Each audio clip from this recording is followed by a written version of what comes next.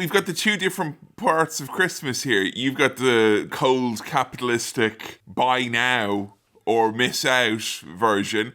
And I'm here just offering natural Christmas warmth, that comes. But, like, obviously, if it gets a bit too far, I'm like, all right, mate, now hang on now. That's all right.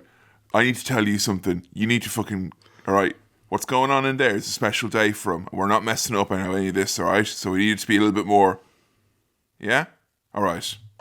Anyway, so I was thinking Christmas, what's it like when you eat all the biscuits and there's none left for Santa?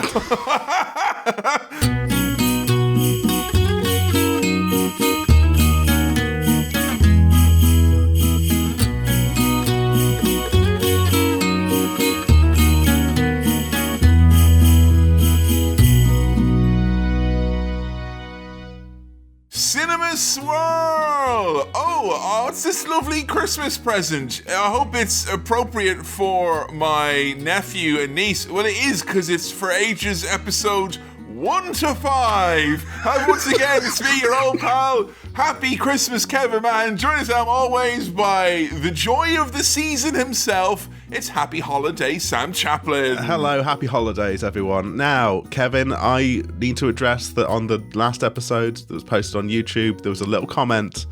Oh, Kevin's got a lovely festive scarf for listeners who are not seeing the visuals here. His scarf has got lights on it and it's lit up and it's very festive. Ho, ho, ho, ho, indeed. Indeed. Now, there was a comment on the YouTube for the last one about the number rhymes perhaps jumping the shark slightly. Slightly?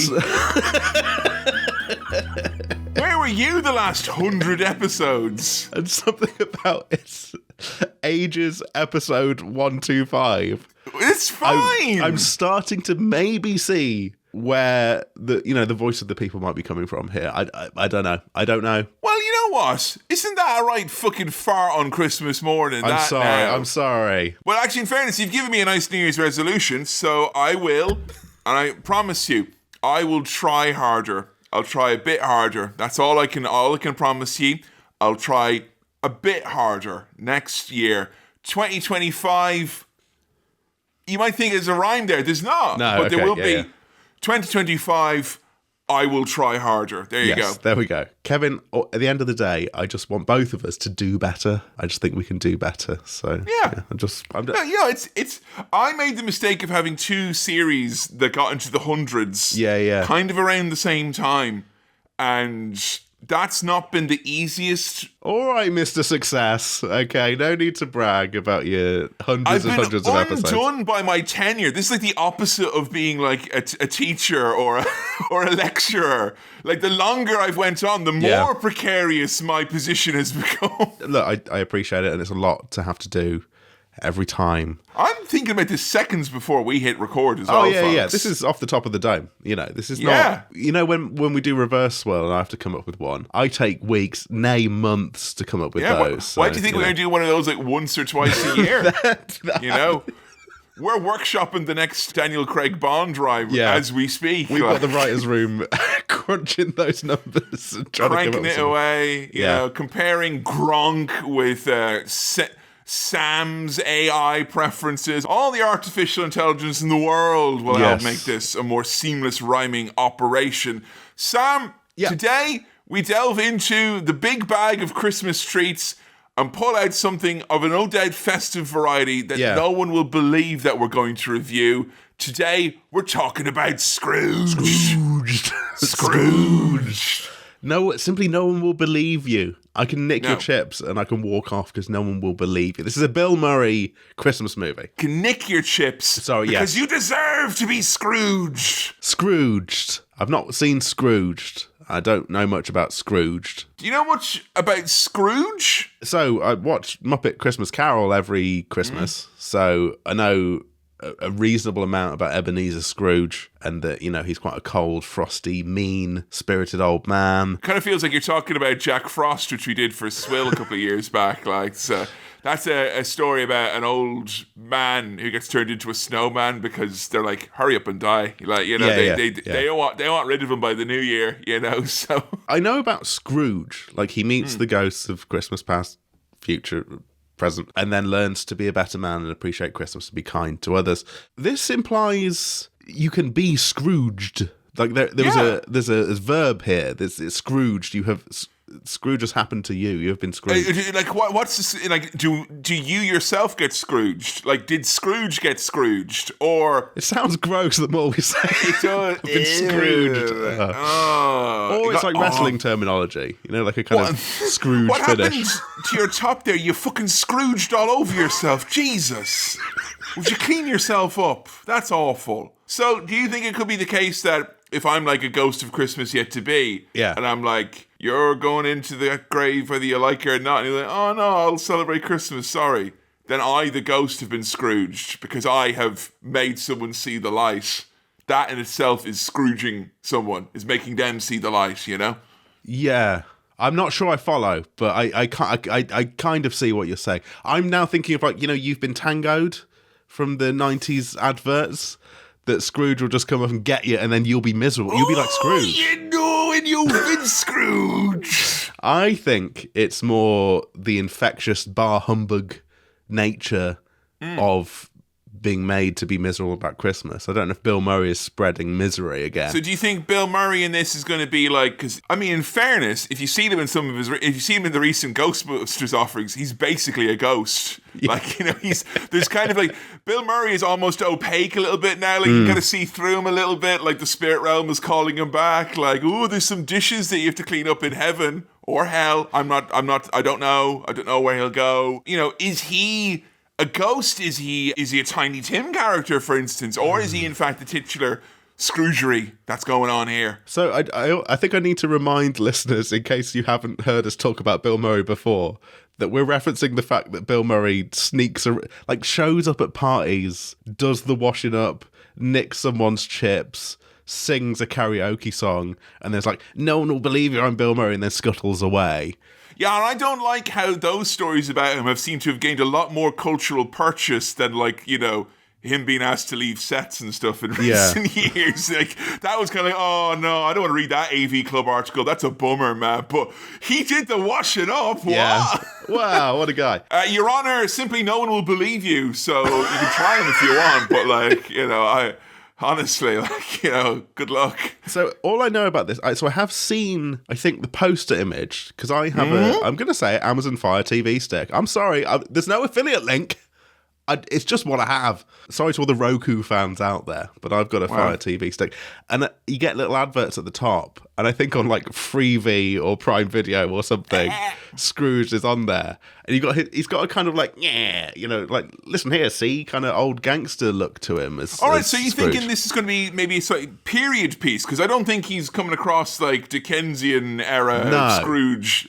There's no stovepipe-esque hash here, folks. Is this like a kind of Sherlock-esque modern-day retelling of the story of Christmas Carol? Modern's a sliding scale, Sam, isn't it? What do you mean? What I'm trying to say is, like, where can you narrow the time down to? Because Bill Murray's a tricky one, I'll give you, because I feel like there was a 20-year period where he didn't age at all. And then every year for the last 10 years, he's aged 20 years. Like, from 2011 to 2012, 20 years. 2012 to 2013, 20 years. Yeah. Like, that's why he's exponential years old now. Yeah, yeah. Like, if Bill Murray's age has got square brackets and a little number beside it. So modern for the time, which I think feels like 90s. I feel like this is post Groundhog Day by quite a significant margin. By quite a significant margin, okay. But pre, Lost in Translation, Royal Tenenbaums. Post big success, but pre later career renaissance. Pre-renaissance. Probably towards the tail end of like the glory years of Bill Murray, I would say. That's very subjective to say the glory years. That's in volume 1 of the autobiography, The Glory Years. Yeah. But with regards to it, if it is a 90s telling maybe. Of the Scrooge story, and I'm not saying that's correct, no. What would you, as a child of the 90s, expect to see kind of, you know, in terms of that, like charity Christmas singles. All that you want is another baby that you want. Other 90s things. I'm trying to think of how do you make that story 90s? Got the word skateboard in my head, just screaming at me. Just going to skateboard. Would he be on a skateboard? Gack. Gack. Oh yeah, Gunge, Gack, Scrooge. You know, someone's getting Scrooged in a Scrooge tank. I'm just saying, the fact that no one has done a Ghost of Christmas Past, Present and Future thing from Noel Edmonds, you know, on Noel's house party, that's shocking. Because I think that Blobby would make a very ominous Ghost of Christmas Yet to Be, you know? He would. But probably then Noel would be like, actually, I've got the special device with magnets in it that stops all ghosts appearing, so actually it doesn't work. So I'm not going to learn anything. The ongoing story of Noel Edmonds is fucking fascinating. I think he's buying up loads of land in like New Zealand or something, and people are mad at him. But Sam, I saw a picture of him earlier on in the year where he was wearing 2 different shoes, and I swear that's the only thing I've thought about him since. And I have a lot of thoughts I should be thinking about Noel Edmonds instead. But it's Christmas. It's Christmas. Other than guessing this is like a modern, 90s retelling, or kind of the character, like a kind of like wacky thing where the character shows up in modern times, or... Oh, he might be like a transplant. Like he could be... That you're asking a lot of Bill Murray to play a Dickensian character transposed into a different time and era. No. I don't think that's a spoiler to say that might be like a little bit of the skill set issue right there. It's a little bit, you know. I don't know. I'm not. He's not Dan Aykroyd, Sam. No, sorry. Yeah, I don't know what it is. Do you have any like warm nostalgic feelings for Scrooged? I don't know how like culturally big Scrooged is. I remember like when it came out, it was a hit. Like it definitely was, and I think it did kind of lie fallow for a few years. But I think that like the last 10 or so years, it really has developed like another kind of lease of life. I do remember this being one that was kind of like the slightly less obvious Christmas cracker choice. It's always been shown on your channel. You might get it on ITV, but you'll get it on Channel 4, you know what I'm saying? You know? Yeah. I feel that his popularity and the movie's popularity are like tied together, you know? Yeah. And not to give away too much about its setting, but I think when it came out, it was perhaps a case of like, oh, it's just another Bill Murray thing and you could expect a million Bill Murray things. Yeah. But I think its novelty of being a Bill Murray Christmas thing has only grown in the years since. So I think it's certainly had one of those, like, much like his age, an exponential growth of intrigue over the years. But for me, this is one I was always excited to put on. This was like, if we were going to have, like, say, me and my friends at university before we all went home separately for Christmas or whatnot, this would be one that we put on at a Friendsmas type event, you know. But, you know, I feel like... Like a lot of things I held near and dear that were comedies in the early noughties tend to not last the test of time on Cinema Swirl because comedies don't do so well. And you remember a very beloved comedy that we did here for Christmas Swirl a few years back. And it was one of the rare 1-star wipe situations with National Lampoons. So if you're worried that Sam's about to take a big old smelly dump on 1,000-year-old mummified Bill Murray's remains, you might want to stop the podcast now. He is, at time of record, alive. He is. At time of record. Something you said there has nudged me in a different direction. So if it's Friends, university age, I'm thinking this is probably less family friendly than I might have initially suspected, and is maybe not blue, but a bit naughty. There's a slightly more adult-leaning nature to Scrooged, perhaps. This, I feel, might be more in the category of there's a little something for the kids in there, even if it is on its surface not appearing as kid-friendly. But it is still a Christmas movie. You know, this ain't no bad Santa raunchy affair. At least as far as I remember. It has been, by my reckoning, and I'm not including the time that me and Joe watched half of it before falling asleep after drinking a hot whiskey and a long walk. I think I've not seen it in probably 17 years. Okay, yeah. And of course, my opinion of Bill Murray now is exactly the same as it was when I was 19 years old. You know, I've got all the same posters on my wall. Because growth is for suckers, basically, you know? Tastes are locked in from an early age.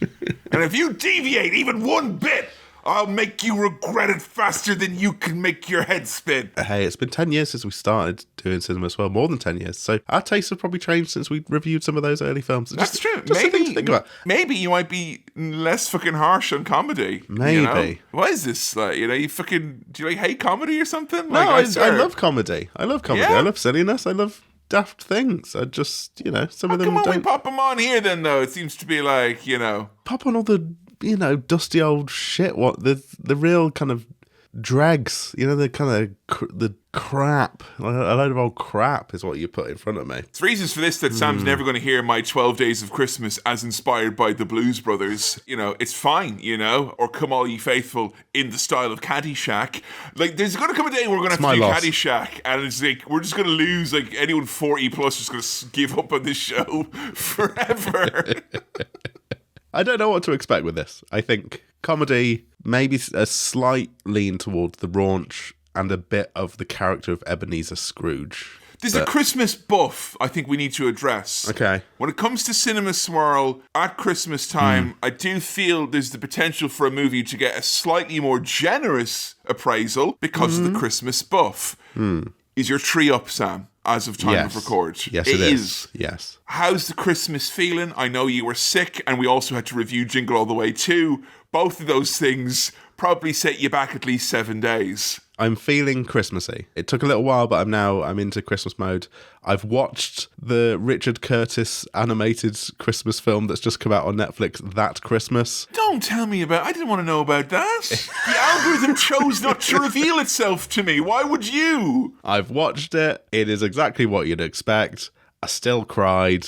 3 star wipes, maybe. It's like, it's fine, you know. How can something be fine and make you cry? Like, did you have like a concussion or something like that? Like, what? Making people cry is not that difficult, and that seems to be what a psychopath would say. But like, as that was coming out of my mouth, that sounded really horrible to say.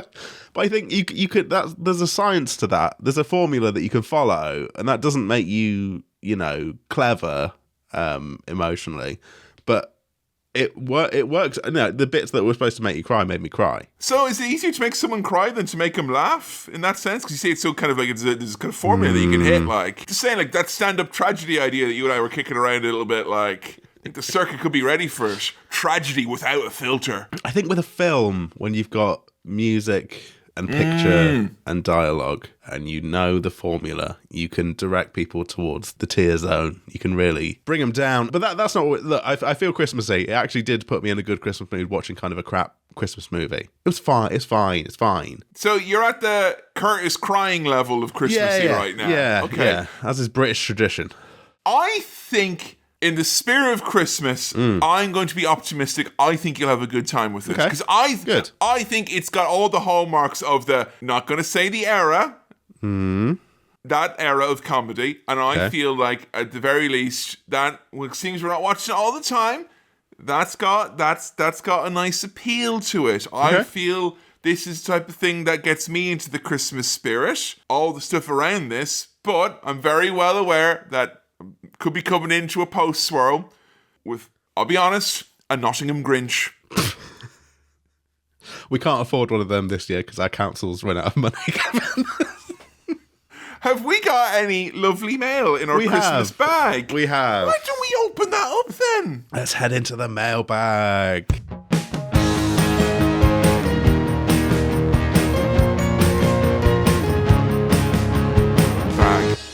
Welcome to the mailbag. Thank you as ever for your questions, queries, comments, and other bits and bobs into cinemaswirl@gmail.com. Yes. That's cinemaswirl@gmail.com. Sure and people are really looking at that lovely shirt that you got on, that mug that you're sipping out of, and they're wondering, is that in Santa's bag for them this year? Well, What? probably in terms of delivery times. Well, I mean, certainly when we release this, no. But if you would like some Cinema Swirl merch, head to cinemaswirl.co.uk. We now have a merch store. And hey, if you're a Patreon backer, you get a discount code. It's in there. You'll find it. Pop that in, 25% off. It's worth your while. Do it. We're Get not some stuff. targeting you for Christmas because you're already probably taking care of that. And as we said, the window's probably closed. What we're targeting is those of you who are sitting there around now thinking, that gift cash does not reflect me as a person. I'm better than that. I deserve more. Yes. It's time for a little 2nd January solo Christmas. Yeah. Couple of little nifty gifties coming my way, aka your way. And look, mum and dad may have fucked you over this year, maybe got you a passive-aggressive gift. Dog Pass mug, don't judge. No, Dog Pass mug, don't judge. And I love Dog Pass mug. And also, hey, stock up now for next Christmas. It's never too early to be prepared, as I've learned from this Christmas. Exactly, because you might get Scrooged. You might Good. get fully Scrooged. Thank you as ever for your messages. Our first one here comes in from Connor, who writes the following. Dear Sam and Kevin, not a question, but a message of appreciation for you both. I've been listening since episode 5, The Shining, and you have remained my favourite podcast consisting of one Irishman and one Englishman discussing movies to this day. Now, that is niche, but I appreciate it. There must be others. Sure, Mark, come on down from County Tipperary. Sure, I know him. No better man. You could have done Simon Mayo from County Mayo. No, Sam. No. It's Mark Kermode. Okay, all right. Of the Kermode clan. Sure, I know him well. No better man. Straight as a telephone pole. Straight up and down. Beef to the heels. I find myself coming back to old episodes time and time again while waiting for the new one to drop. However, I cannot stress enough how your entertainment has seeped into my everyday life. I walk by a school every day on my way to work, and every day I think of Kevin, brackets, not because of his teaching history, but because of the name of the school. And he has sent a picture of a school, which is not what I expected to our email all the time. But the school is called Tiffin School. It just says Tiffin School. It's a school for Protestants. Called Tiffin School. Thank you for all the great years, and here's to many more, Connor. Thank you, Connor. And I appreciate you thinking of us. Now, we've had plenty of questions about Christmas traditions. We've done some of these before, and we have had a few in this time. I'm just going to go for the one, but before that, I wanted to throw in a little anecdote from Double J, who mentioned that, for example, my father, talk about Christmas traditions, my father still gets excited at me coming home so I can put the turtle dove ornament on the tree, or we ring each other when one of us has seen the Coca-Cola truck advert, the true herald of Santa Claus. Merry Christmas, you filthy but lovely animals. That's good, because I thought you said that. He was like, I ring him when I see the truck, and if you're driving, don't be... No. Don't do that. The thing about the Coca-Cola advert, have you seen this year's one, Kevin? No, Sam, I've not seen this year's Coca-Cola advert. It is fully generated by AI. Oh. Entirely. Cool. Now, you know how the Coca-Cola Christmas truck advert, it was like 4x3, it was like quite old, and I'm like, that would be quite expensive to film that again. They've obviously had that same thought and done it in AI. Sorry, expensive to what? Fucking put lights on a truck? Yeah. Sam, they've got more than a few trucks driving around already. I know. I agree with you. I'm on your side. Now, we've got to remember that the slogan that comes up in the song is, it's always the real thing. And in their advert, it is entirely generated by AI. And I don't want to make... it's not Santa coming out now, it's Gronk.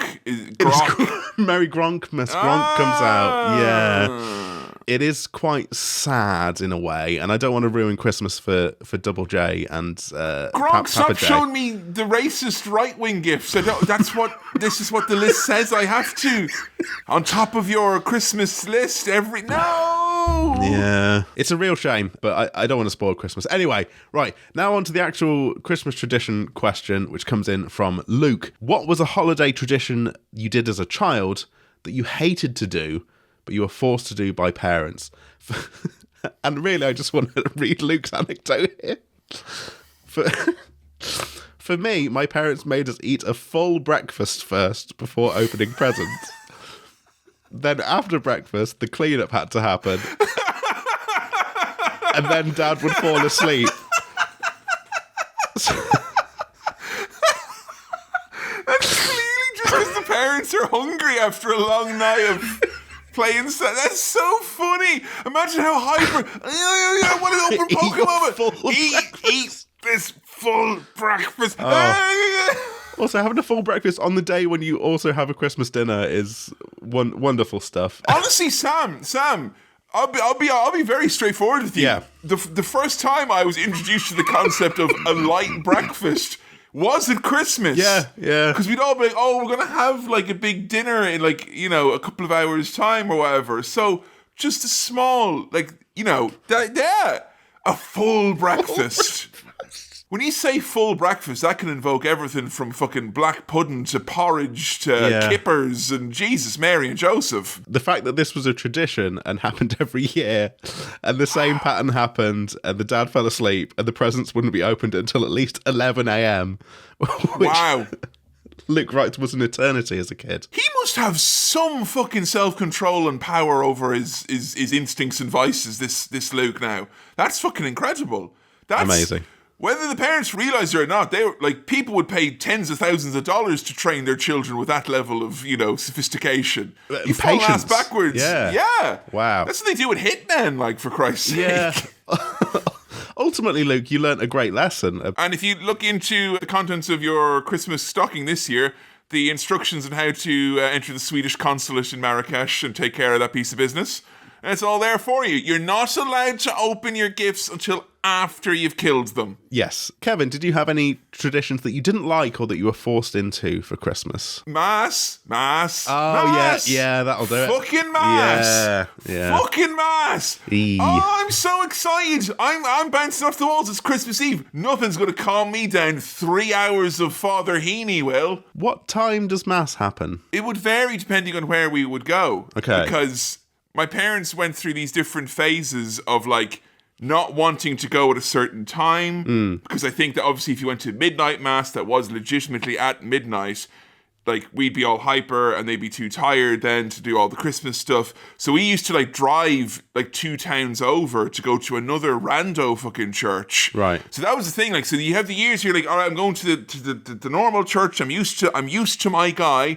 and it's like picking up in the middle of a soap that you've never watched. If you go to another church with another fucking old lad there, and you don't know any of his is he an alcoholic? I don't know about this man at all. Yeah, you need context. And then, but there was a year though, and this is of course the real Christmas tragedy.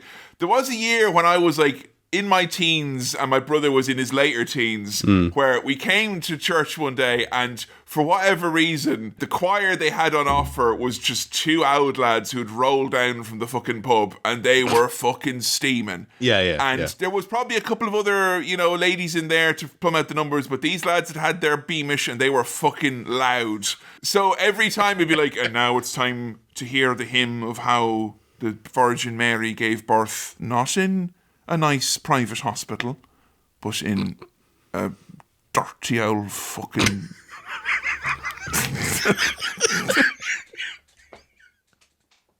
in a dirty old fucking donkey shed. And these 2 old lads would be like,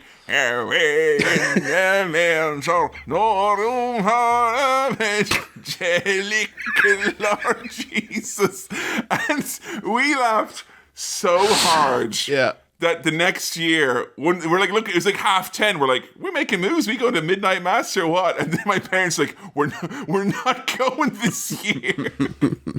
we embarrassed them into becoming temporarily agnostic. But the problem is like I can't feel like I can just like wander into a church now. Again, I feel like, you gotta earn the Christmas mass service. So that's gotta be one of them. I mean, as an adult, I don't know about you, Sam, but you have a very different Christmas for me because you do a lot of like visiting and stuff like that. Whereas I kind of like to hunker down with my loved ones and kind of have a day of feasting, etc.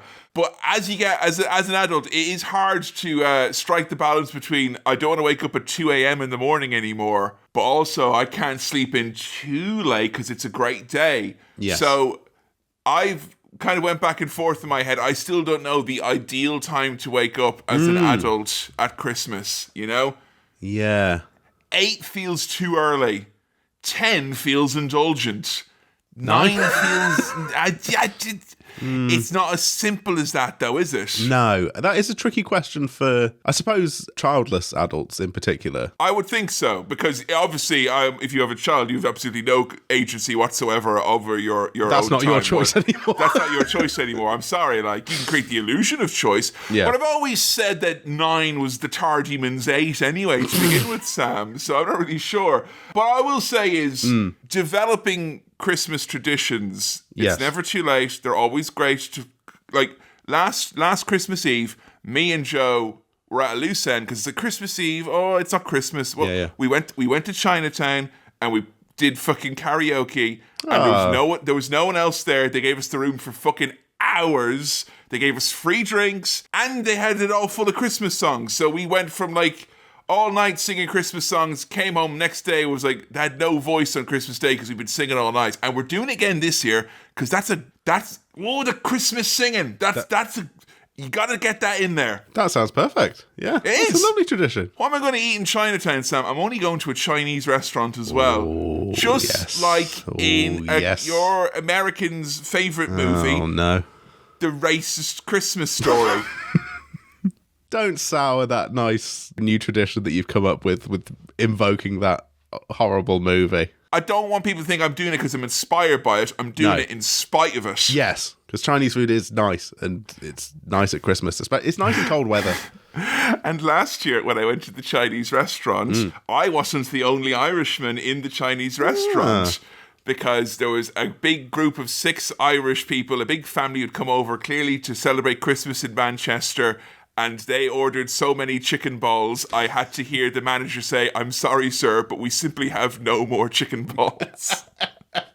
And as far as stereotypes go, Ireland, we can own that one. We love chicken balls. We do. We put them in the spice bag. We like them. They are great. I quite like all the Christmas traditions that we had as a kid. And do you continue a lot of those now? Because you do a lot of the family stuff on Christmas Day. You haven't got a diaspora family like I do, you say. What does diaspora mean? Spread across the nations. Oh, okay. Yeah, they're all in the same country and in the same city, most of them. We kind of keep some of those alive. We've moved present opening to quite late in the afternoon, post dinner now, and there is still there was a little child in me going, no, I want no. But it's always the dads who are like, let's do stuff later in the day, and it's my dad. Probably because he's out trying to find that damn Turbo Man doll still. That's what's going on, like. I know what Ian's up to, like. You're never going to get it at this rate, like. And the new tradition we've got is just watching Muppet Christmas Carol every Christmas Eve. It's nice. Pop it on. Got the vinyl soundtrack. Pop that on at the start of the month. It's it's a good time. I'm having a good Christmas. I'm not going to lie. I'm not sure if I've seen Muppet Christmas Carol now that I think about it. What?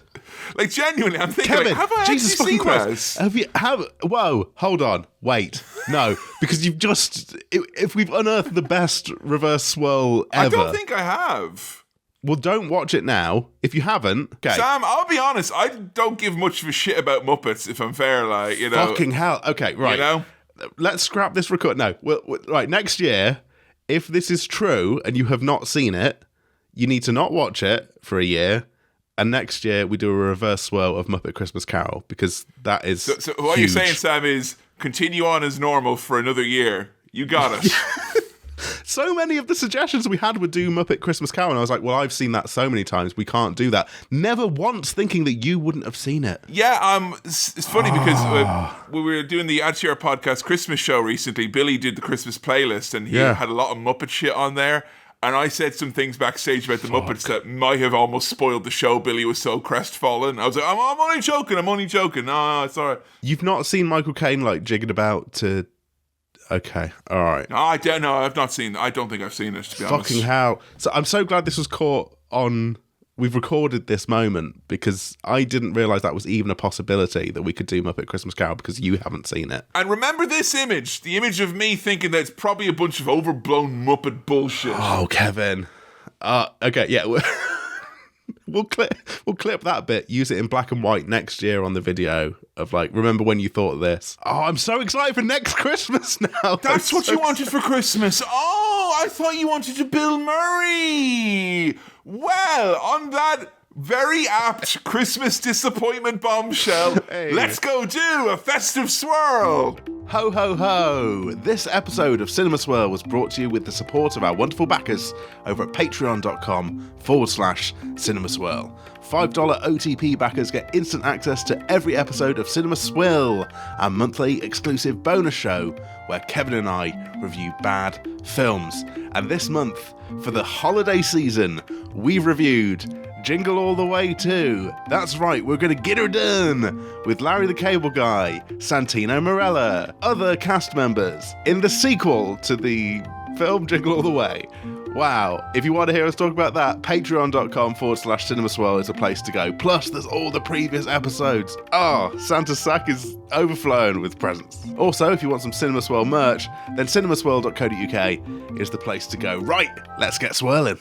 And we're back, and Scroogier than ever. Sam, initial Scrooge reaction to Scrooge. Fun bug, right? Yeah, right. Yeah. It's a negative exclamation that contains within it a crumb of joy. Yes. Yeah, I think that's fine. Yeah. I've become a pro at this. It's translating bollocks like. Look, my initial gut reactions have become longer and more confusing. I don't think this is one I can distill down necessarily into a tasty soundbite, unless that soundbite is what I thought it was going to be. So the soundbite wasn't Bah Fun Bug, which, in fairness, as far as pithy remarks go, that's a soundbite right there, like, you know. I was desperately trying to like cram it into something that would work, and I don't plan these. Much like Kevin's rhymes at the start, these are off, straight off the top of the dome, and often they don't rhyme at all. Oh, barely ever. Barely. Yeah. So fun bug. Bah fun bug. Did you now the environment in which you watched this is obviously important. Because I think since Mad Max, where Sam gave all the listeners heart attacks by watching it at some ungodly hour in the morning. Yeah. Was this watched in front of a roaring fire, chestnuts, roasting, ergo Christmassy-er? Did you watch on Channel 4? Because it seems to be on repeat throughout Christmas in the UK. No, I watched it on Prime Video, which it was available on. I've been talking a lot about Amazon products, and I don't want to endorse them at all, not least without a relevant affiliate link, which I will not be setting up yet. The Dog Pass people don't want us mixing the streams like that. No, it was in a semi-Christmassy environment, although there was no Stanley. Were you wearing that jumper? Was that jumper you were wearing? I've got a nice Christmassy jumper with Sonic the Hedgehog on it, and Kevin's got a nice shirt, but it's got some Christmassy lights on it. Sorry, Sam, when I heard about the war on Christmas, I didn't realise it was a console war on Christmas. And Sega's going to be losing. I mean... Yeah, it's a shame. Sega view themselves as more of a Jeff Tremaine figure in this situation. Just sidestep all responsibility. I bet you didn't even know that Jeff Tremaine made WWE's Swerved, brackets Jeff Tremaine did all of Wild Boys. No, didn't know that. He's there in the background laughing away at the wrestlers he doesn't know. I watched it in a Christmassy environment, in a nice Christmassy front room, in front of the telly. No fire, no chestnuts. There is a room that ends up at Christmas time being the more Christmassy room, Yeah. Yeah. And I used to think that's always going to be the living room. But then we have kind of an open plan 2 rooms downstairs. So the Christmassiness of the dining room where the Christmas tree is kind of seeps into the other rooms around it. Yeah. What I don't like is when lights seep onto the telly and reflect off it, Oh no, it's a static light. I was a simple child back in 95. I used to like to watch the screensavers on my parents' computer. Yeah. And I like to watch all the different functions of the lights. Now as an adult, they're static. We're not playing any havoc. I'm not letting anyone who comes in that there might be strobe lighting effects and they should consult a GP before they have a Christmas pie that I give them. Yes. It needs to be a static light. Static light. Preferably white. Yes. Or yellow. Yeah. A warm neutral, please. Yeah. Yeah. Keep your blue Christmas lights back in the fucking South Pole with Santa Claus, as far as I'm concerned. It's a difficult angling situation to try and stop the lights reflecting off the telly and distracting me. It doesn't matter if they're static or not. If I can see them in that telly screen, I'm unhappy. But in this case, we have got the angles right. We've nailed it. We're optimal Christmassy conditions for Scrooged. Optimal Christmas conditions, and yet you weren't watching it with Stanley the dog. No. And ergo, my next question of whether or not he was wearing a hat feels surplus to requirements. He doesn't like hats or indeed any costuming. Not that we've done much Good. of that. Said every fucking pet ever, by the way. If you put anything on him, even his jacket that he needs for when it's too cold, he will just freeze and not move until you remove the thing. What's that? It's the siren call of the irresponsible pet owner. They love it, which is almost always exclusively followed by a Ron Howard voiceover saying they did not love it. He doesn't love it, and it doesn't happen. But the warming jacket situation is a tricky one. That does make it him more comfortable on his walks. Functional. That's functional. That's it. That's not an outfit. That's gear. That's equipment. Right? You don't wear that. You equip it. All right. And you know what, as well, erstwhile pet owners, I'd respect it so much more if you never said they love it. Just say I love it. I love it at the expense of my. Say, like, I don't care, and I love how it looks, and I love the reaction it gets from people, other than Kevin. Fine, I respect that a lot more. Hey, Sam, did you know that it's Naughty's Fever here? Not only are they bringing back Dickensian tales of days gone by for this movie, Scrooged, they're also bringing back everyone's favourite TV series, Scrooged, as well. Scroogs. I can't do it all on my own. Sure, I know I'm no Santa Claus. I wonder what it's like now they're all old. What are you talking about? They're bringing back Scrubs. Is that new news? Is that happening? That's news. Breaking news here. Malcolm in the Middle's coming back. Yeah. Scroogs. Sam, we open up on typical Santa nonsense, North Pole nonsense, Sans any Martians, which I think if there is a Bermuda Triangle of Cinema Swirl content, it's that you and I allegedly watched, reviewed, and released an episode about Santa Claus battling the Martians. Couldn't tell you. No. Couldn't tell you. You can go and listen to it. It's on the Patreon. Can you? Yeah. Like, I don't want to plug it because I'm not even sure it's real. We've not checked that it exists, but we assume it does. In fact, let us know if that episode does indeed exist. Yeah. But it's one of those films where we open on like a fake film. That's fun, isn't it? We've got Santa's workshop being shot up, and who's going to save the day? It's the $6 million man. Lee Majors is here. I've heard of A Night Before Christmas, but this is almost like a nightmare. Oh no! Shit. Yep. It's an additional nightmare. It's a bad dream before Christmas. It's a bad dream before Christmas. Santa gets attacked by the continuity IRA. It looks like, and it's very dodgy stuff. There's bombs. There's automatic weapons. Lee Majors is going out, but I don't think he's prepared for what he's taken on. No, there's armed elves. That's armed elves with guns. The title of this got a big laugh out of me. The Night the Reindeer Died. Fantastic. Good. Yeah. I'm tuning in. Robert Goulet's old-fashioned Cajun Christmas got an unreasonably large laugh out of me. Yeah. This is good, silly stuff. This is sort of fabulous. Simpsons-esque kind of humour. Yeah, very. Yeah. For 80, and also as well, it wasn't the 90s. No. It was the late 80s, but much like me, born in 88, it's going to pretend it's a 90s kid anyway, close enough. This is pre-Groundhog Day. I was completely wrong. Post-Bustin', pre-Groundhoggin'. Yes.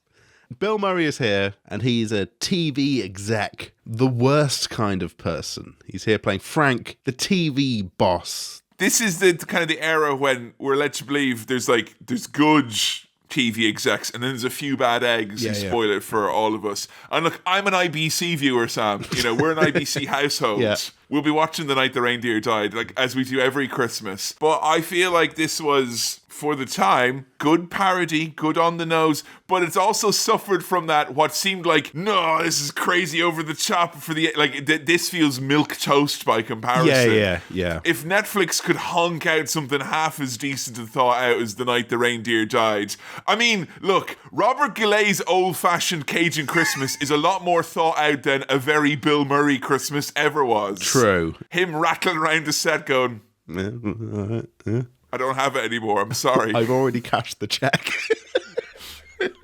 Can you believe that they're paying me to do this? Yeah. Yes, we can. He wants to see the little trailer that the boardroom worth of people have put together for a Christmas Carol adaptation, but they at no point can they say A Christmas Carol, presumably. There seems to be some loophole here where they have to say that this story is Scrooge. Did Scrooge McDuck fuck this up? Is that what I'm thinking here? Maybe the story is... No, it's A Christmas Carol. Like, it's not...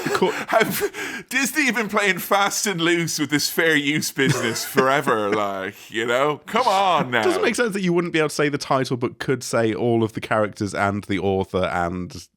just fully adapt the story. It's public domain, isn't it? Yeah, it is, but I think we're at the point in time, though, where even in 88, Scrooge, and just the idea that that word meant a lot more than A Christmas Carol, because A Christmas Carol has many, many meanings, you know? Charlie and the Chocolate Factory versus just saying Willy Wonka.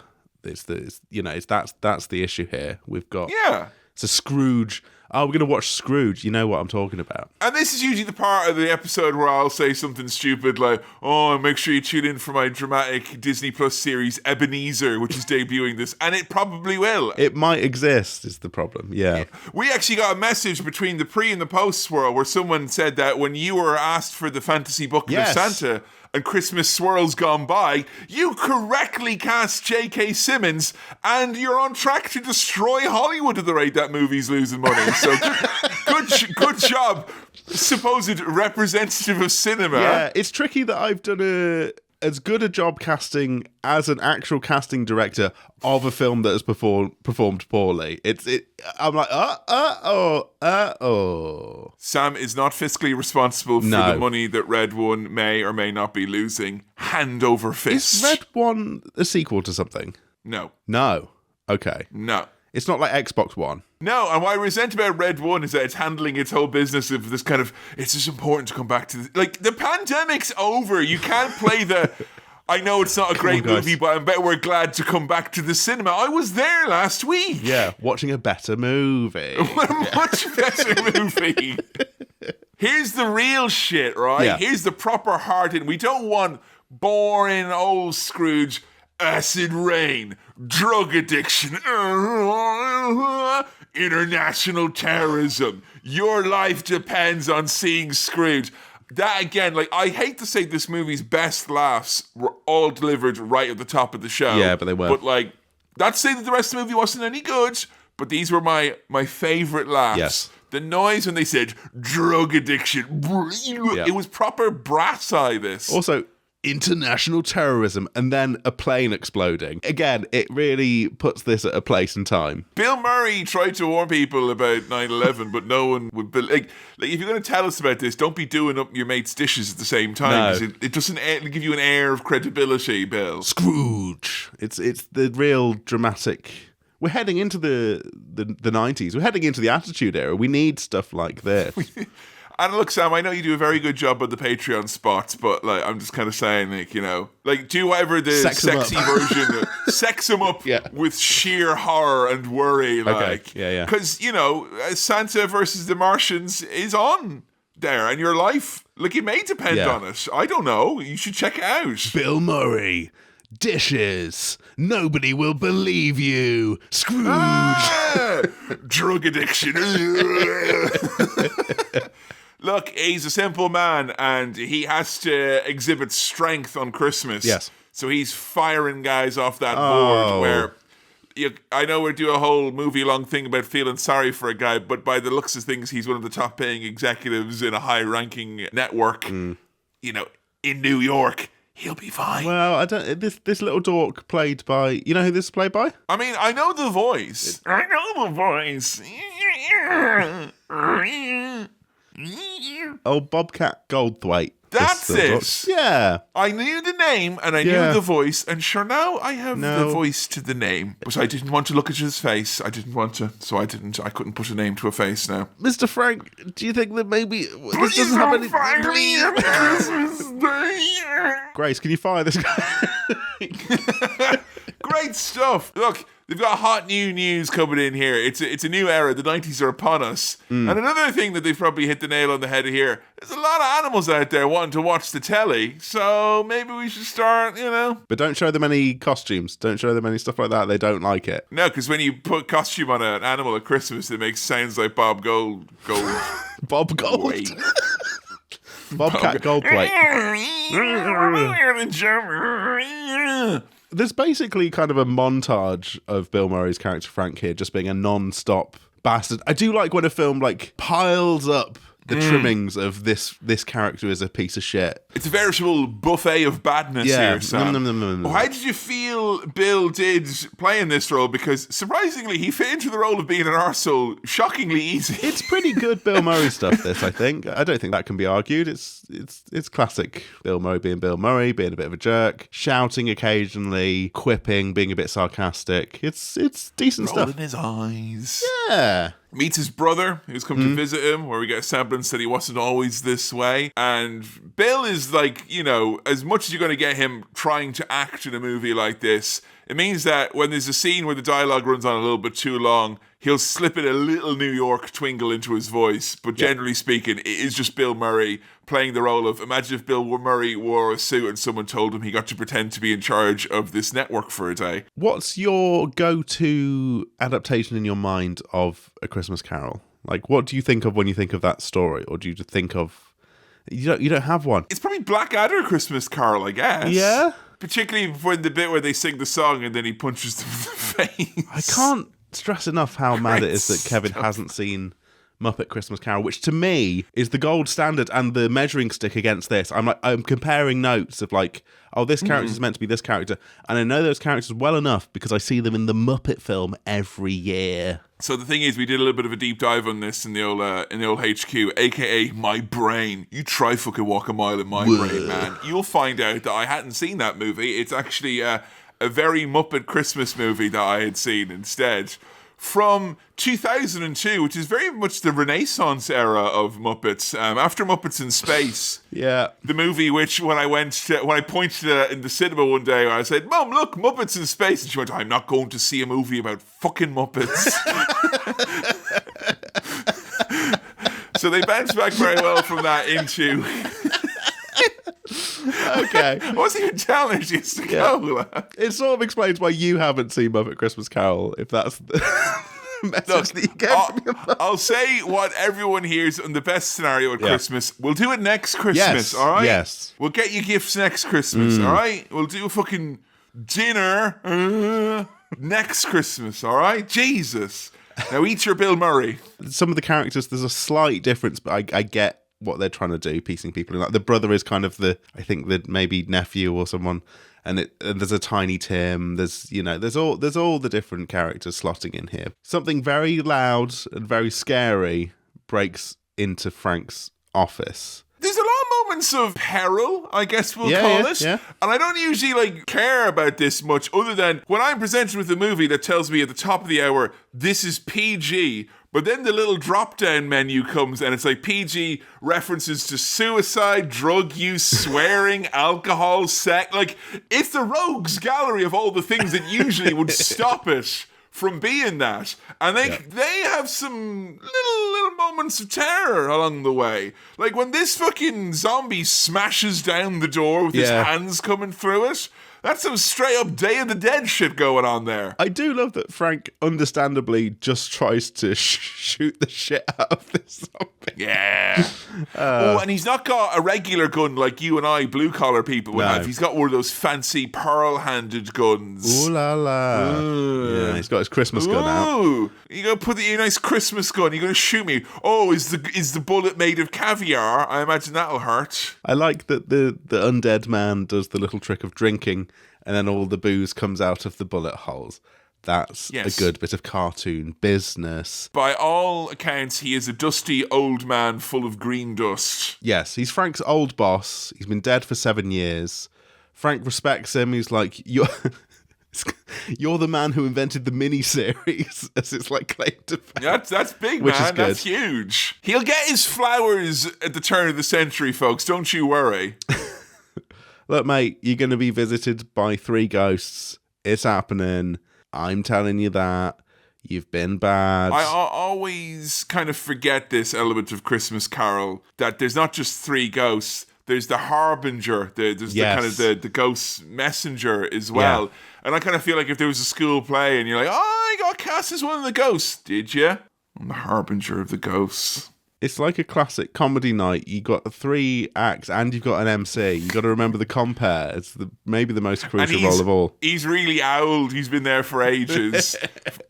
First thing that he does is have a drink on stage and all piss himself. You know, we all done those gigs. We all did those gigs. Where do you think, from your vantage point as a godless Englishman, do these lads fit into the canon of Christmas vis-a-vis Jesus Christ and Santa Claus? Are they more Christian or are they more fanciful? Because it feels like you could strike either side and I could hear the argument. I've never really thought of any kind of religious component to A Christmas Carol, but They play a clip of you at the fucking sermon on midnight mass being like, and you don't want to be like him, not even thinking about Jesus when he's eating his turkey Twizzlers. I just think they're fanciful ghosts telling you about, your misdeeds. Yeah, but Christianity's very like kind of guarded with it. It's very much like playing a game when you're a kid with someone who's making up their own rules, where it's like, oh no, there's no magic in this game, but I'm allowed magic. Yeah. So they'll tell you in the doctrine of Christianity there is no ghosts other than this holy ghost. Yes. And all this other ghostly shit that's going on. I'm just saying you could have made this very religious and they chose not to. No. I assume the Muppets went down a more Catholic route. Yeah, we'll find out next year. The film with a very strong Catholic theme running through it. Good, Christmas Carol. good. The transubstantiation where the felt becomes flesh. Oh. So Frank's ex-boss, as a zombie, chucks him out of a window, but suddenly he's awake in his chair, and you would think he'd have a kind of new lease of life. He does ring his ex-girlfriend to kind of talk to her about this scary encounter. He's had a little scary experience. The thing is, right, and the problem with the 3 ghost format, right, when you're booking these fucking ghosts on your gig, right, the 3 ghost act, like, if you got saved by the first one, are 2 and 3 going to come in and give you a fucking kicking still? Because that last one's he's a piece of work, that last one, you know? I know what you're saying. Like, you can't just suddenly be... The announcement that 3 ghosts are coming can't be the thing that changes. I mean, I wouldn't even need the ghost. The harbinger would... I'd be grand. Yeah, sure. All right. I'll tell you what. I'll save you the ghosts. I'll save you.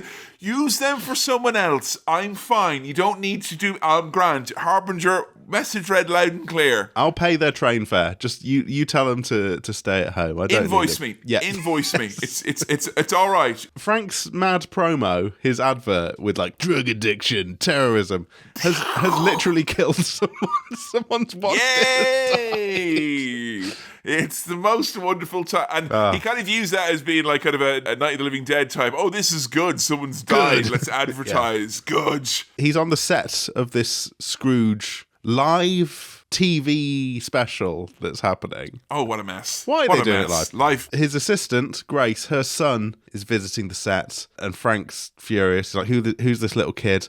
Also, his ex-girlfriend, who he called, has come to see him on the set. And she's really happy to see him. It's been years, but he's too distracted by being in control of the situation and managing all of the people on the set. Oh. It's a very distracting situation because, again, in this PG movie, there's a scene here where, like, the censor is like, hey, this fucking sexy Scrooge business, these ladies are basically nude. You can see their nipples. And then they're like, see? I mean, they are. Yeah. PG, man. Sure. Like, Like, this movie with its PG rating is causing some fucking awkward conversations this Christmas. Yes. I hope your dad falls asleep at the right moments. What counts as a nipple, you know, in terms of what you see? Everything's a nipple, man. Yeah. In a way, everything's In a nipple. way. Spotify, chapter marker. I do like that in the classic tropes of the time, the censor is just like, you know, boo, boo, kill her. And she gets fucking got. Over and over, this censor, like if you like the idea of a censor going into like spinal shock constantly, boy, have I got the movie for you, aka this one right here. So she's like pratfalling on concrete. Now enjoy the nipples from your catatonic state, censor. She's taking some big bumps. Frank's ruined his opportunity to re-establish a connection with Claire, who is the woman who's visited him. He demonstrates his pure evil here, Sam, by his insistence on making a mouse wear a hat, which, for me, if you want to know the upper limit of the ethics of the argument that I was putting forth earlier, yes, we arrive at Hypocrisy Corner and I Told You So Boulevard at the interchange as I tell you, a mouse wearing a little hat is very funny. Oh, well. Now the hat's on the other mouse, isn't it, mate? And I hated that when he said staple it to his head. I was like, oh, you have to get a little stapler. He's a bad man. He's a bad man. Lads. It's a bad idea. And I'm glad that I don't have any mice or tiny hats to hand, because I do have a very small stapler and I don't know what I do with myself. There is a sort of subplot about this younger exec being brought in to maybe take the reins from Frank. And he's an LA guy, which is like, gross. Ugh. They're having like a business lunch with the big boss, I think. Did you catch what this LA slime bag, and that stands for loser asshole, by the way. Did you catch what he ordered for his lunch? No, please tell me. He's got the munchies for a California health plate. Oh, and he said, you. And that has no dairy. That's good. Oh, Maybe I want to have dairy. Boo. Maybe I want to do a smelly fart later on. Boo! I bet the censor would love that dinner. You know, she'd be there, be like, that's great. Yeah, no dairy. Yeah, you censored all the dairy out of it. She hates nipples so much that extends to dairy.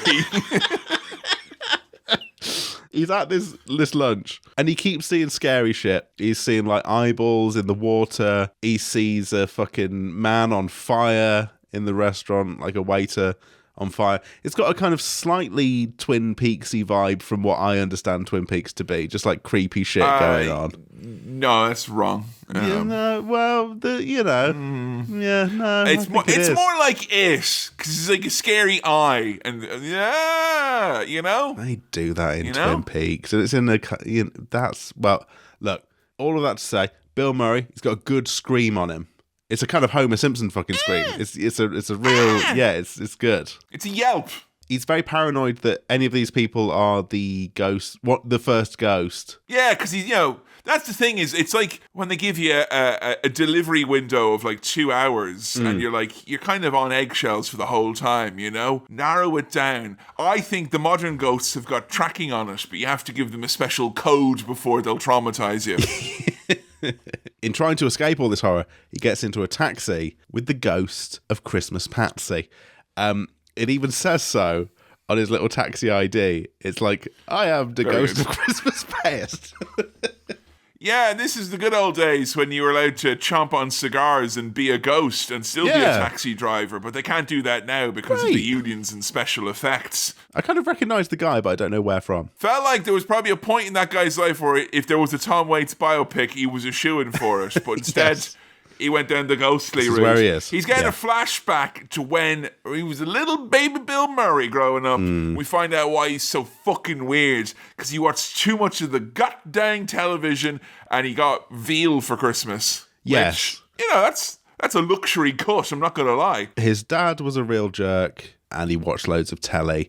The sad thing is when he comes out of that vision of his past and the ghost is asking him about his like favourite memories, the memories he's coming up with all end up being things that actually he just remembered from telly. and he doesn't really connect. He's like, oh, there was this girl in and it's like, no, that was from Little House on the Prairie. Little House on the Prairie, yeah. And it's like, oh, that's quite sad. That's really sad. But like, some people don't have that introspection. Like, when you and I were in that plane crash and really survived, on that island, we learned so much about ourselves and also the futility of plot.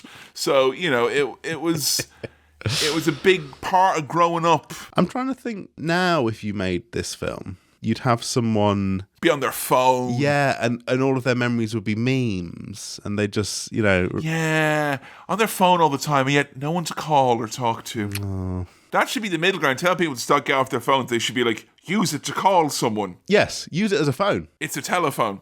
Yeah. So now he goes to a they're transported to a work Christmas party. Young Frank it's just the same Bill Murray, but with longer hair. And let me tell you, if you thought this movie is like, oh, we got back to the 60s, time for some, any visible clue, that's no. No, it's the same. It's the same. And then like we shoot forward like 7 years later, or whatever. It's also the same as well. The late 60s and the late 80s were fundamentally identical. They were the same. It's basically they were the same. Particularly the fashion. Some people's hair were a little longer. Yes, but that's because everyone in the 60s was slightly younger than in the 80s. Yes. And there were no young people in the 80s. Well, the scissors had not developed. We could only cut so much hair. We see how Frank met Claire at this party, and she was outside of the party. Fucking walloped him. That's how that's how she fucking made her first impression. Wabam! Double tap. He gets hit in the head, and then he hits the fucking concrete on the way down. Oh! It's a meet cute. It's nice. It's sweet. And then we flash forward to their next Christmas. He's giving her knives. She's giving him the book, the Kama Sutra. And I mean, what an exchange. And I think you can tell those two things go together pretty good. You know what I'm saying? Hey, whoa! You didn't make it to the knives chapter of the Kama Sutra. Did somebody not get the DLC? What's going on here? I do like that Frank whispers to the ghost, like, "Look, I don't need any kind of manual for shagging. Like, I didn't need this.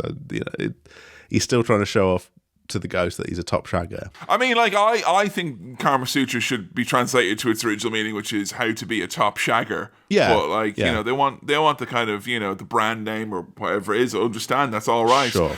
Also, turns out in addition to being a dog for buying knives for Christmas, he's also literally a dog. He got his start in TV by being a dirty damn dog. He's playing Frisbee the dog on a little TV show. Again, like, he's falling into the same trap. He's too focused on climbing the corporate ladder and having a meeting with the big boss. He literally picks celebs over his mates. Yeah.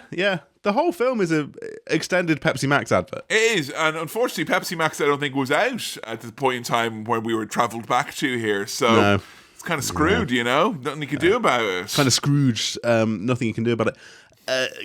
Claire's like, look, mate, you're dressed up as a dog. You're going for a meal with your celeb mates rather than me on Christmas Eve. We're going to have to separate for a while. Okay, he's being an arsehole. Yeah. Counterpoint. Yeah. Breaking up on Christmas Eve. Quite bad. Yeah. Get the holidays over and done with. Get through New Year's. Yeah. My New Year's resolution is to fucking dump you. There you go. 2 for 1. That's an easy one to stick to as well. Frank's now dumped back in the present. He's got out of this, Christmas past thing. And I'm kind of baffled by what happens here, because he goes to the homeless shelter that Claire runs or volunteers at. She runs. And he just ends up being a dick to everyone. I thought he was like going to learn from his experience and kind of... Too rattled. He's too rattled. He's too visibly rattled. Yeah. He's too rattled. And then we get into a long bit where he like impersonates Richard Burton, I think. And I was like, okay, Bill, I know he was tap dancing around on that script and wanted to leave in some of that improv, but that is aged like the milk that he bought that morning for Christmas. Yes. He's a real horrible bastard. And again, he just puts his foot in it. I mean, there was some great lines here when he was muttering to himself, such as, when I want a wife, I'm going to buy one. Okay. I mean, look, if you and I can both attest, we've not read the entire Argos catalogue. We don't know what's in there at the back. No, I always get bored before I get to the wives. Yeah, once we hit gardening supplies, I'm checked out. There could be wives in there. I don't know. Could be.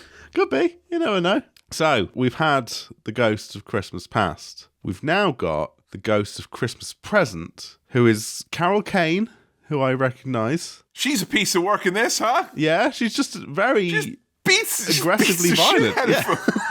Like, basically, the way this movie went is like in the middle, they were like, that's enough of fucking trying to do jokes. And like, you know, look at Bill Murray here. He's a fucking comedy guy. Yeah. He's a funny guy. Hey, funny man. Yeah, and he gets beat up, kicked, punched, hit with stuff, thrown downstairs. It's the kind of Rick Mayall Edmondson level of violence. It's yeah, and she's a fairy who just beats the fuck out of Bill Murray. It's a good character choice. Yeah. It's a very... What do you know her from, as a matter of interest? She always pops up in fucking stuff like this, doesn't she? Yeah. Loads of things. I can't think of any off the top of my head. The amount of glitter they have on her probably shaved like 10 years off her life. The amount of fucking microplastics they've melded into her respiratory system. So this time he gets to see the Christmas of his assistant. This is meant to be like the sweet moment of the movie where they're like, look, the people in your life, and they have all this, this great riches of family and friendship and the bond. Like, every time he's like, oh man, and look, I can see why they did it. Yeah. Seeing him get punched over and over again is really funny. I think it's pretty good value. I think that's fun. Some of the best content in the movie. There's a bit where, you know, Grace, her family are all kind of struggling a bit, and her son has not spoken since his dad, Grace's husband, presumably, died. And that's probably one of the Muppets who's like the one they don't have a voice actor for then, right? Yeah. Bill doesn't even realise that her partner had died and that her son was going through this because he doesn't care about the people. Well, we all know that bosses should be aware of the intimate details of your personal life. Yeah. As standard. That's what HR is for. No, but you'd know if someone's husband had died, right? Maybe not the kid not speaking since the death, but you'd know that Sam, a death had happened. You know how to play the game, man. You know how to play the game. You tell them nothing. Because then once you're working and things are bad, then there's a wife, an uncle, a brother, a sister, a mom, a dad, a stepmom, and a stepdad who you're just as close, if not closer with. Sure. Man! I do like the detail that in this kind of, I guess it's not a flashback or a flash forward, like him being brought around to see things in the present. Dogs can see him. Dogs can sense him, and they bark at him. That's good to know, though. If you ever hear Stanley barking, like, randomly, just check the kitchen that Bill's not in there doing the washing up, like, you know? He could well be. Stanley barking at him. Him just saying to Stanley, no one will ever believe you. Yeah. And like they take him on the Ghost Christmas Present, like, here are all the random houses you just imposed yourself upon. Yeah. They were in their early 20s. It was the early days of social media. They had nothing better going on. They thought it was the best thing they could possibly hope for. They didn't think to ask you for money. He visits his brother's house, and everyone's saying like, oh, Frank's a bit of a jerk. Frank sends really shit presents. But his brother's like, no, come on, look, he's my brother. I love him. He's a good guy at heart. And then I've written, but the fairy just keeps beating the fuck out of Frank. Yeah. Like, we try and focus on these moments of like, oh, maybe. She hits him with a toaster. Like, there's like a big moment about to happen. I think that Ghosts 2 and 3 are in cahoots. And I think she was a little worried that Ghost 3, which is a lot of special effects, that maybe that he wouldn't get his time in the sun. So she's like, uh-oh, he's coming too close to catharsis. Wham! It's always in the head or the balls. You'll remember that. Yes. So after that sequence, Frank's kind of left, I guess, kind of where he's like under a bridge or something. He's like kind of in this weird zone. He's in this weird liminal space. He is. He's in a weird liminal. He's on the set of Ghostbusters: Frozen Empire. Yes. Where it's very cold. There are no members of the viewing public here. And one of the homeless people who we was kind of mocking earlier is there. He's dead! But is frozen to death. And like, look, again, PG, frozen random people. Yeah. Like That's something that's used at the end of The Shining for being like, ah! And like, here he is. Happy Christmas. Hope no one you know freezes this year. Good God. And he's understandably like upset and freaking out, and he breaks through a door but ends up back on the set of the live action Scrooge adaptation. So maybe that was a dream sequence. He's just having a breakdown. Yes. Nothing like a Christmas freak out though, right? But because he's freaking out and he's like falling into the set and he's like, "Ah," this new fucking LA health plate eating fucking hotshot Bryce is like, Frank, I'm going to have to take over the production of this one. And, oh, gross. I'm going to get rid of all Pepsi and replace it with goji berries.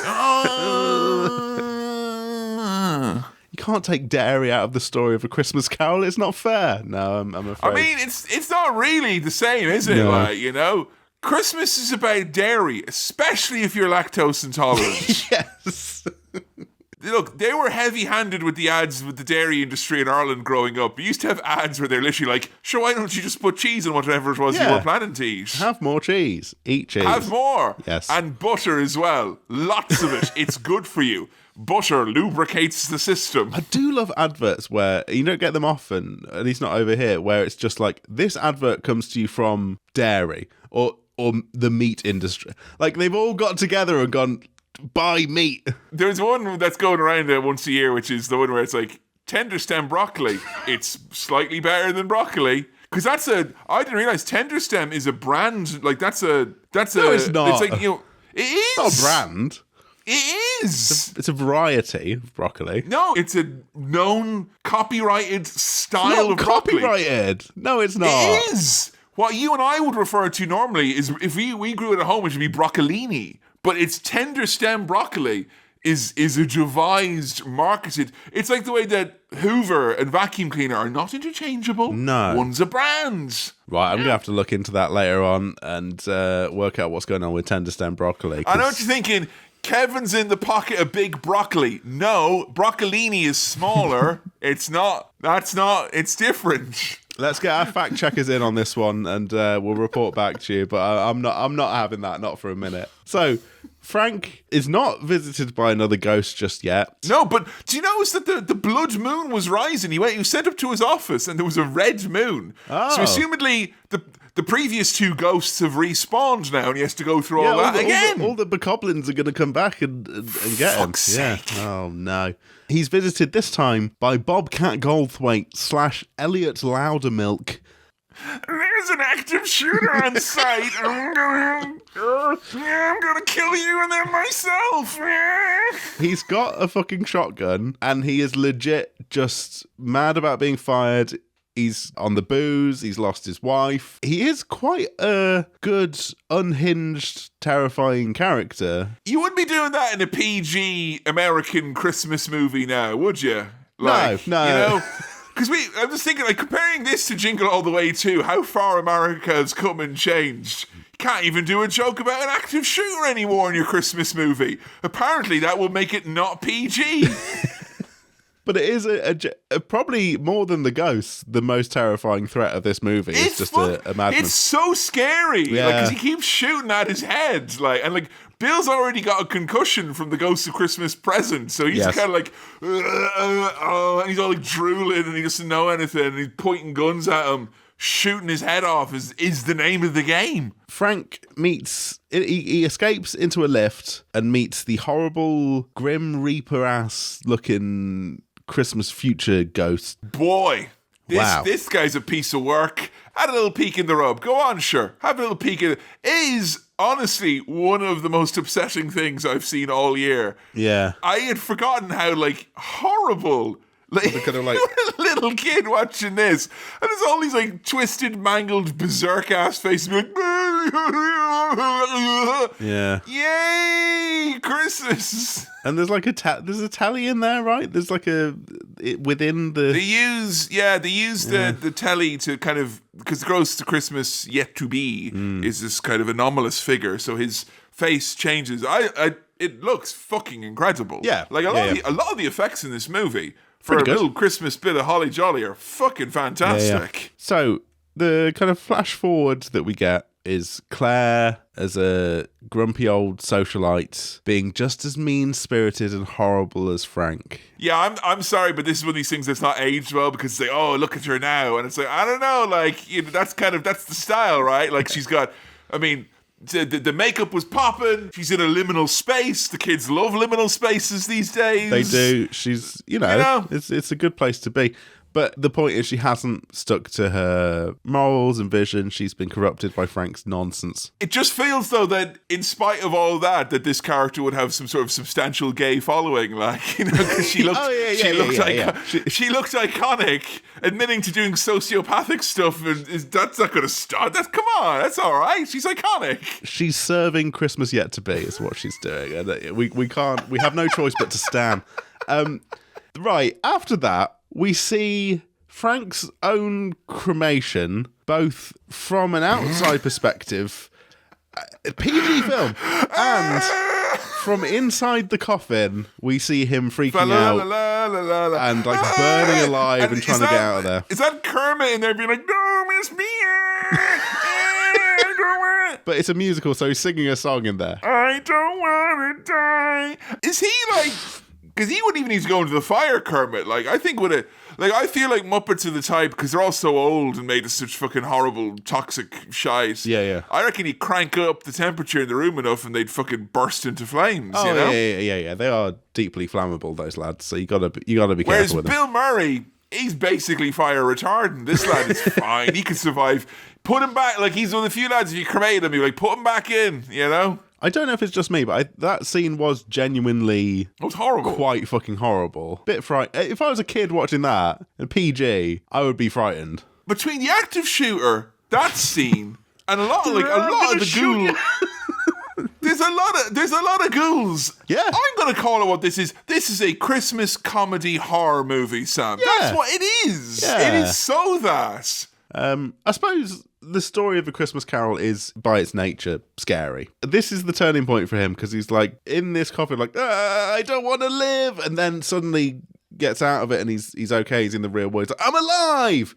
Hallelujah. Big shouty Bill Murray. He gives you what you paid for. You know, he's going around celebrating how excited he is to be alive. And everyone gets a kiss. He kisses an active shooter. He's like, he does. You tried to kill me, but you're hired. Come with me. Let's save Christmas. And is that double jeopardy? Like, this guy tried to like shoot everyone up, but also the president of the company kissed him like against his will. And like, look, we're just gonna drop everything. It's all, you know. It all cancels each other out, like, you know. Again, I'm not sure if it's the intent of the movie, but I love it because of it, not in spite of it. Yeah. But the fact that Bill has his big... Christmas is about coming together and putting down our phones and listening to Ant and Dec and talking to people and having fun times. And the whole time, it's only happened because... the active shooter's like, if you take the camera off him, I'll kill you and then myself. And so that is the backdrop of our heartwarming Christmas message. Yeah. Which, to say this movie delivers Christmas cheer, with every bow it gives on every gift, there is a big asterisk as well, because it is fucking demented. It is. He does do a pretty good speech about appreciating people. It's good Bill Murray stuff. And I will say, it's the confidence of Bill Murray that can do hey, look, one of the sexy nudie ladies, she's got mistletoe. Come here, baby. Fine. And I have missed out on the true love of my life, and now I will begin my decree of love to her. Like, to go, to give the random babe a kiss and then be like, babe, in spite of everything you've seen, I want you back this Christmas. That could be you I'm kissing, you know?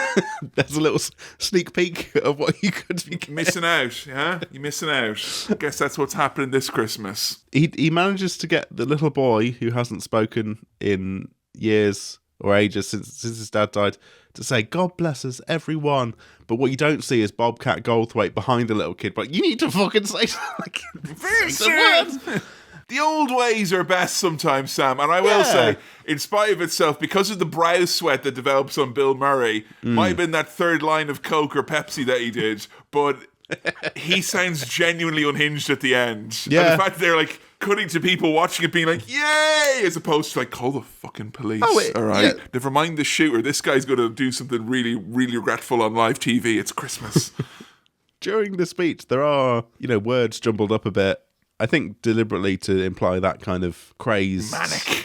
Intensity. Like I've just learned to appreciate life, but it could just be Bill Murray, going for it, giving it both barrels. And then pretty much that's the end. We get a little sing song. Everyone's happy. Little love in your heart. We get lovely music. We get acting continuing over the credits because it's that type of Christmas affair. Yeah. Now, I need to ask you how you feel about a bit at the end of the movie where the character addresses the movie theatre. It's like, hey, all of you on the right-hand side of the theatre, come on, you sing along. Oh, what about you over there? Hey, you're ugly as fuck. Things like that. You do get a bit of that in movies of this vintage of like, let's chat to the theatre. Not anymore, because it's all going to end up on streaming. They don't want to assume that their movie has actually made it over the finish line into an actual cinema. And if it does, that cinema might not be in business anymore. So... No. They'll be like, hey, look, I know you're on your phone, but maybe you don't spend as much time on your phone. But if you're spending time on your phone watching this, you're doing it right, man. You can share it digitally on, this is yours to buy and keep forever on all platforms. Thank you. At the end of Red 1, J.K. Simmons just steps to the front, looks at the camera, is like, thank you.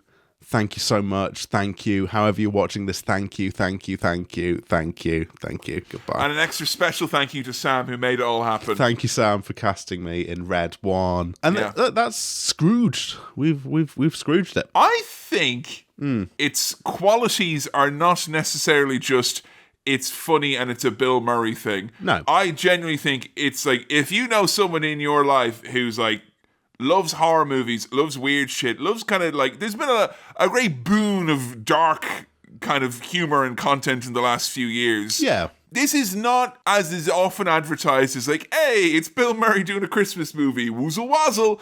It's pretty fucking like intense and dark and exhilarating and breakneck, and it goes very slapstick at points, and it gets... never too enamored with itself. It's never too serious. No. And I think even if you're someone who's not the biggest Bill Murray fan in the world, he really gets his in this one. Like, yeah, he does. He takes the bumps, he takes the licks, he takes the shots. Yes, Carol Kane beats the fuck out of him in this film. She does. Yeah, I mean, it's an alternative Christmas film, I would say. If you don't like it, you're not alternative enough. Yes, without watching fucking Die Hard or something, it's like, oh, okay, something a little bit different. What's that? You want to watch Die Hard, the movie that the leader of the Conservative Party in the UK says is their favourite Christmas movie? How cool of you. That's awesome. So, I appreciate what it is. I quite enjoyed it. Did you laugh? Yeah. Did it pass the threshold of a comedy? Yes. On this show, The couple of laughs. Yes, and they were quite loaded up at the top, but some of the there were well written jokes in this. The kind of stuff with those telly shows at the start. Good stuff. And there's more of that throughout it. Great special effects. Yeah, and an odd marriage of like pretty decent satire with. Ghoulish special effects. That's not necessarily what you thought you were going to get. You don't get this shit with no fucking... Like, Muppet Christmas Carol ain't got nothing on this, Sam, right? Well, no. The main issue for me is that essentially you are telling the same story as A Muppet Christmas Carol, which I would strongly argue is a better version of the story to watch at Christmas. So it's odd that we have a situation where I'm comparing literally the same, not literally, because there's loads of stuff changed around, but really the kind of core story is the same as another film that I think tells that story better. I know, I prefer the book, personally, Dickens has a way with words that I feel that the modern century authors have not really gotten their head around. Christmas Carol gives more credence to that. It does more with that. I don't want to spoil anything for you, but I'm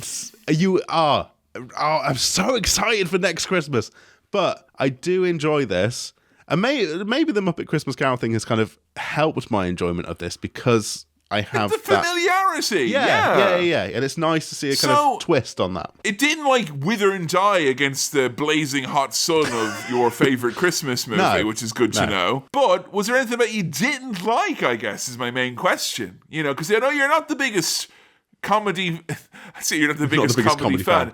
That's not true. No, I know what you're saying. On Cinema Swirl, comedies of a certain vintage tend to not fare well. Oftentimes they are helmed by Bill Murray and his contemporaries. Did it stand in your way? Was there elements of it you did not enjoy as much? Probably, but I'm hard pressed to kind of... It's Christmas. It does get a bit of a Christmas buff that you mentioned before. And I was in the right mood for this. I did laugh at some of the funny bits.